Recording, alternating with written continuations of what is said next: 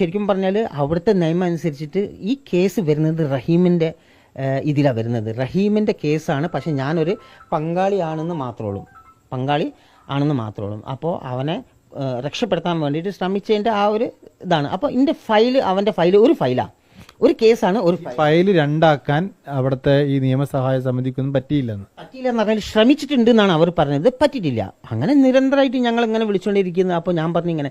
പിന്നെ നമ്മളെ father mother family എല്ലാവരും ഇവിടെ നാട്ടിൽ കാണാത്ത മന്ത്രിമാരില്ല. ഉമ്മൻചാണ്ടിൻ്റെ ഭരണമായിരുന്നു അന്ന്. ഉമ്മൻചാണ്ടിൻ്റെ അടുത്ത് പോയി, ശശി തരൂരിൻ്റെ അടുത്ത് പോയി, അഹമ്മദ് സാഹിബിൻ്റെ അടുത്ത് പോയി, കുഞ്ഞാലിക്കുട്ടി, ഈ പറഞ്ഞ എല്ലാം എവിടെത്തും. അവരെന്താ പറഞ്ഞത്, നിങ്ങളെ മോനെ നിരപരാധി ആണിച്ചാൽ അവനക്ക് ശിക്ഷ വന്ന പകർപ്പ് നിങ്ങൾ എങ്ങനെയെങ്കിലും സംഘടിപ്പിക്കുക, എങ്കിലും ഞങ്ങൾ ഒരു ശ്രമം നടത്താമെന്ന് പറഞ്ഞു. പകർപ്പ് കിട്ടിയില്ല.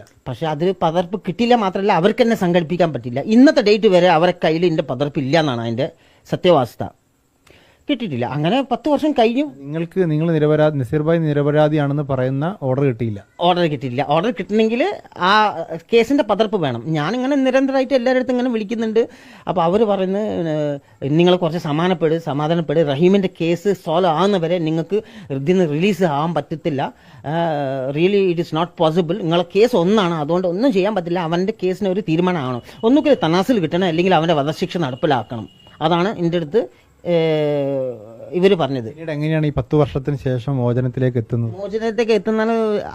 അതുവരെ ശരിക്കും പറഞ്ഞാൽ അവർ ശ്രമിച്ചുകൊണ്ടിരിക്കുന്ന ആ ഒരു ടൈമാണിത്. പക്ഷെ അവർ കൂടുതൽ കോൺസെൻട്രേറ്റ് എടുത്തത് ഒരു വധശിക്ഷ വന്ന ഒരാൾക്കാണ് കൂടുതൽ കോൺസെൻട്രേറ്റ് എടുത്തത്. ഇതിൻ്റെ കാര്യത്തിൽ അവർക്ക് ശരിക്കും പറഞ്ഞാൽ ശ്രദ്ധിക്കാൻ കൂടുതൽ പറ്റിയിട്ടില്ല എന്നാണ് ഞാൻ ചിന്തിച്ചത്. അപ്പോൾ അങ്ങനെ ഉണ്ടെങ്കിൽ എനിക്ക് എൻ്റെ വഴി നോക്കാമല്ലോ. അങ്ങനെ നമ്മളെ കുടുംബാംഗം ഒരു പ്രാവശ്യം ഇവിടെ പോയിട്ടുണ്ടായിരുന്നു. നമ്മളെ AP ഉസ്താദ്, കാരന്തൂർ AP ഉസ്താദിൻ്റെ അടുത്ത് പോയിട്ട് എല്ലാവരും പ്രയാസം പറഞ്ഞില്ല. അങ്ങനെ എൻ്റെ ഒരു കസിന് കൊണ്ടുപോയിട്ട് അവിടെ പ്രയാസങ്ങളൊക്കെ പറഞ്ഞപ്പോൾ അവർ പറഞ്ഞു, ശരിക്കും 2 വർഷം ശിക്ഷ ഒരു വ്യക്തി ആണിച്ചാൽ, നിരപരാധിയായിട്ട് ജയിലിൽ കിടക്കാണെച്ചാൽ ഞാൻ തീർച്ചയായിട്ടും ഇതിന് സഹായിക്കും എന്ന് പറഞ്ഞിട്ടുണ്ടായിരുന്നു കാന്തപുരം ഉസ്താദ്. അങ്ങനെ അവർ സൗദിയിലുള്ള അവരെ സുഹൃത്തിനെ വിളിച്ചിട്ടുണ്ടായിരുന്നു. ഷേഖ് റഫീഖ് എന്ന് പറഞ്ഞ ഒരു ഗാമൻ ഗ്രൂപ്പിന്റെ ഒരു ചെയർമാൻ ആയിരുന്നു, ഒരു വ്യവസായമായിരുന്നു, ബിസിനസ്മാൻ ആയിരുന്നു. അങ്ങനെ വിളിച്ച് അങ്ങേര് എൻ്റെ കേസിനെ പറ്റി ഒന്ന് പഠിച്ചിട്ട് ഒരു 3-4 ദിവസം കഴിഞ്ഞിട്ട് എന്നെ കോൺടാക്ട് ചെയ്തു.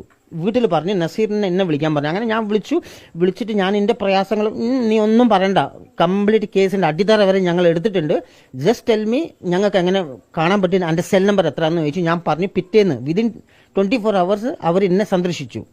ഈ വ്യവസായിയും ഷേഖ് റഫീഖും പിന്നെ അവരെ ഒരു വക്കീൽ, അൻഷാദല്ല അബുസാദ്. അപ്പോൾ അവർ സന്ദർശിച്ചു, എൻ്റെ കാര്യങ്ങളൊക്കെ എന്നോട് ചോദിച്ചു. അവർക്ക് അറിയാം, എന്നോട് ചോദിച്ചു. അവർ എൻ്റെ അടുത്ത് വ്യക്തമായിട്ട് പറഞ്ഞു, നസീറെ നീ പറഞ്ഞതെല്ലാം കറക്റ്റാണ്, ഞങ്ങളത് പരിശോധിച്ചിട്ടാണ് ഇവിടെ വരുന്നത്, അല്ലെങ്കിൽ നമ്മൾ പിന്നെ അത്ര കോൺഫിഡൻ്റ് ആയിട്ട് വരത്തില്ല. പക്ഷേ ഇതിൽ ഏറ്റവും വലിയ കാര്യം എന്താ പറയുക, നിങ്ങൾ കേസ് ഒന്നാണ്, we have to separate the case, separate ചെയ്തിട്ട് മാത്രമേ എനിക്ക് ഇത് ചായുള്ളൂ. അപ്പോൾ ഞാൻ ചോദിച്ചു, പിന്നെ ഇത്രയും വർഷം ഞാൻ കടന്നത് അത് നമുക്ക് നഷ്ടപരിഹാരം ചോദിക്കാൻ പറഞ്ഞു. അപ്പോൾ അവരെൻ്റെ അടുത്ത് നിന്ന് ഒരു വക്കാല ആവശ്യപ്പെട്ടു.